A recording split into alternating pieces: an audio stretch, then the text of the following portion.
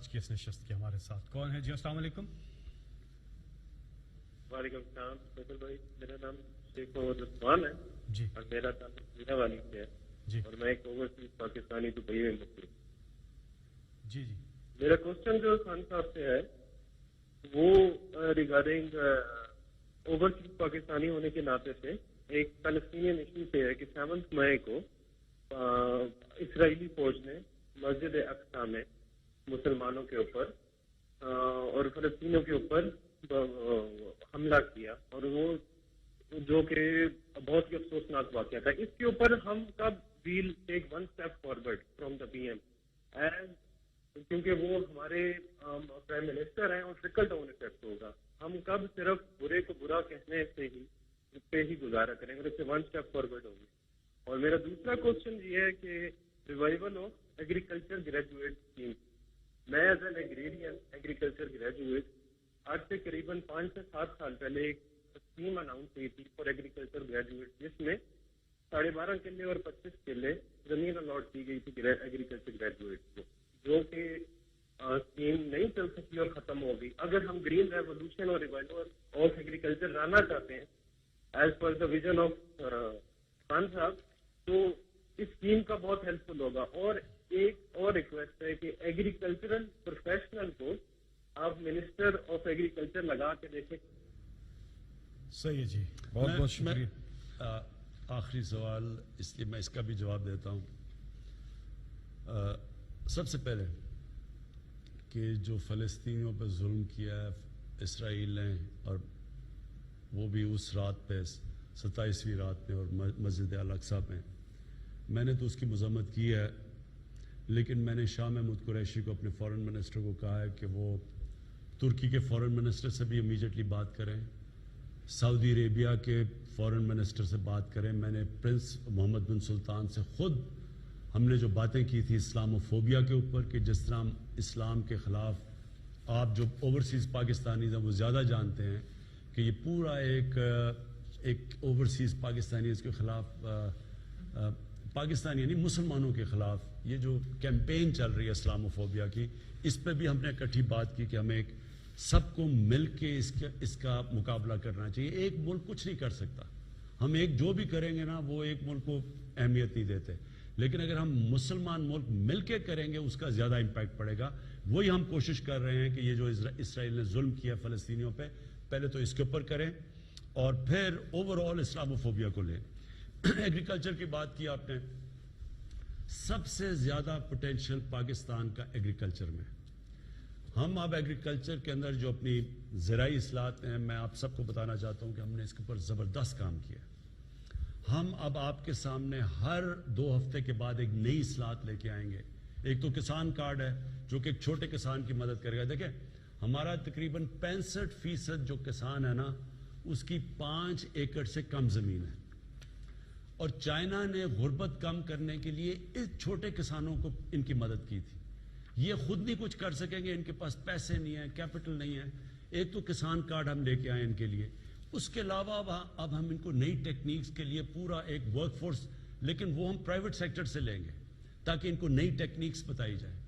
پھر sad development کے لیے ہم اب پورا کام کر رہے ہیں, اپنے ریسرچ انسٹیٹیوٹس ٹھیک کر رہے ہیں, چائنا سے علیحدہ مدد دے رہے ہیں. ہم ابھی سے سوچنا شروع ہو گئے ہیں کہ جس ریٹ سے ہماری آبادی بڑھ رہی ہے ہمیں آگے بڑا مسئلہ پڑے گا. اب گندم ہماری اس وقت ریکارڈ ہو رہی ہے, اللہ کا کرم ہے, ریکارڈ گندم پیداوار ہوئی ہے, لیکن پھر بھی کیونکہ آبادی اتنی بڑھ گئی ہے وہ کم پڑ گئی ہے. 10 سال پہلے ہم نے ابھی ایکسپورٹ کرنی شروع کر دینی تھی, لیکن 10 سال میں ہماری آبادی اتنی بڑھ گئی ہے کہ ہمیں ابھی بھی امپورٹ کرنی پڑی ہے. لہٰذا ایک پورا اب ہم لانگ ٹرم پلان بنا رہے ہیں. پہلی دفعہ پاکستان میں لانگ ٹرم پلان کہ ہم نے کیسے اپنے قوم کے لیے اناج پورا کرنا ہے, کیسے اپنی ییلڈز بڑھانی ہے. اور سب سے بڑی بات یہ ہے کہ جو دودھ ہے, زیادہ تر دودھ پاکستان کے اندر اس کے اندر ملاوٹ ہے, بلکہ کئی ایسی جگہ دودھ کے نام پہ جو بیچ رہے ہیں وہ دودھ ہی نہیں ہے. وہ ہم نے جو ریسرچ کی ہے تو پہلے تو یہ ملاوٹ والا دودھ یہ سب سے بڑا ظلم ہے, کیونکہ بچے پیتے ہیں, اس میں پروٹین ہوتی ہے, یہ ہم بہت بڑا ظلم ہو رہا ہے. اس کے اوپر پہلے تو ٹیسٹنگ شروع ہو گئی ہے, پنجاب میں کئی جگہ کے اوپر ٹیسٹنگ شروع ہو گئی, پہلے تو یہ ہو گیا. لیکن ہم نے اب دوسری چیز یہ کرنی ہے کہ اپنی جو ہماری جو گائے اور بھینسیں ہیں ان کی پیداوار بڑھانی ہے. اب یہ سوچیں کہ گائے جو چائنا کے اندر ہیں، یورپ میں ہیں، ان کی 6 گنا زیادہ وہ دودھ دیتی ہیں. تو ہم نے فیصلہ کیا ہے کہ ہم اپنی گایوں کا اگر ہم دگنا بھی کرتے تو تب بھی ہمارے پاس کافی دودھ ہوتا جاتا ہے. 6 گنا تو دور کی بات ہے. اس کے لیے ہم نے پورا پلان بنایا ہوا ہے کہ ان کی جینز ٹھیک کرنی ہے. باہر سے امپورٹ کریں گے سپرم تاکہ ہم اپنی گائز میں انسیمنیٹ کریں تاکہ ان کی پیداوار بڑھے. اس کا ہم نے پورا پلان بنایا ہوا ہے اور دودھ خالص دیں اپنے لوگوں کو. تو یہ بھی انشاءاللہ آپ کے سامنے لے کے آؤں گا. لیکن جو میں آخر میں اپنی قوم سے کہنا چاہتا ہوں، دیکھیں یہ اپنے ذہن میں ڈال لیں کہ 2 چیزیں ہیں جو اس قوم کو اٹھائیں گی. وہ 2 چیزیں ہیں جو کہ ہمارے نبی صلی اللہ علیہ وسلم نے مدینہ کی ریاست کی بنیاد رکھی تھی. اس پہ ایک تھی قانون کی بالادستی جو میں نے شروع کیا تھا اپنی، کہ طاقتور کو جب تک ہم قانون کے نیچے نہیں لے کے آئیں گے یہ ملک جو مرضی ہم کر لیں یہ آگے نہیں بڑھے گا. یہ شوگر مافیا جیسے لوگ بیٹھے ہوئے ہیں، جب تک ان کے اوپر ہم کاروائی نہیں کریں گے، اور ہر جگہ مافیاز بیٹھے ہوئے ہیں، ہر ادارے کے اندر مافیاز بیٹھے ہوئے جو چینج نہیں آنے دیتے کیونکہ وہ کرپٹ سسٹم سے فائدہ اٹھا رہے ہیں. تو قانون ہوتا ہے تو کرپشن ختم ہوتی ہے. پہلے کرپشن ختم ہوتی ہے اور پھر قانون نہیں آتا. پہلے قانون کی بالادستی ہوتی ہے. جب آپ طاقتور کو قانون کے نیچے لے کے آتے ہیں تو کرپشن ختم ہوتی ہے. جب آپ طاقتور کو قانون کے نیچے لے کے آتے ہیں تو ذخیرہ اندوزی ختم ہوتی ہے اور چیزیں سستی ہوتی ہیں. جب آپ طاقتور کو قانون کے نیچے لے کے آتے ہیں اور ایک سا سب کو قانون میں، تو میرٹ آ جاتی ہے سوسائٹی میں اور وہ قوم اٹھ جاتی ہے. اس لیے کوئی آج مجھے دنیا میں ایک قوم بتا دیں جدھر قانون کی بالادستی نہیں اور وہ خوشحال ہے. ایک قوم بتا دیں. اور ایک مجھے قوم بتا دیں جدھر کی قانون کی بالادستی ہے اور وہاں غربت ہے. ایک قوم بتا دیں.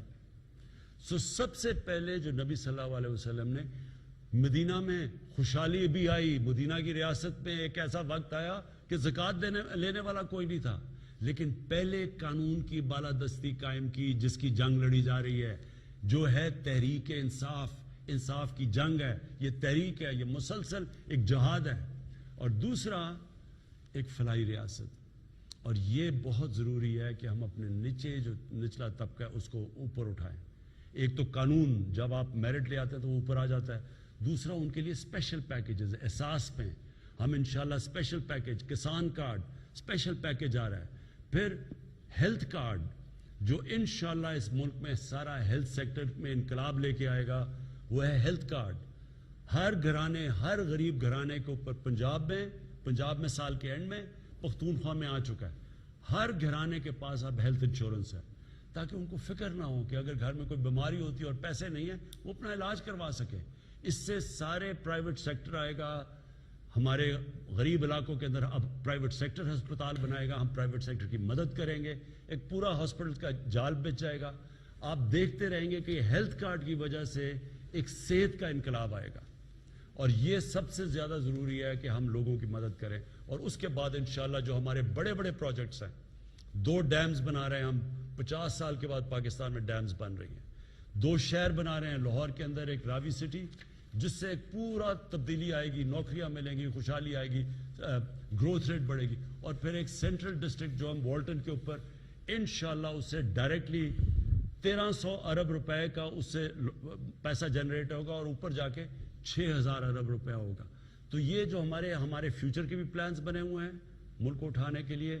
اور ابھی جو ہم کوشش کر رہے ہیں کہ انشاءاللہ اس بجٹ تک پورا زور لگائیں کہ ہم اپنی قیمتیں کنٹرول کریں اور کسی طرح اپنی اکانومی کو گروتھ کریں، جس کی وجہ سے ایک نیا فائنانس منسٹر میں لے کے آؤں.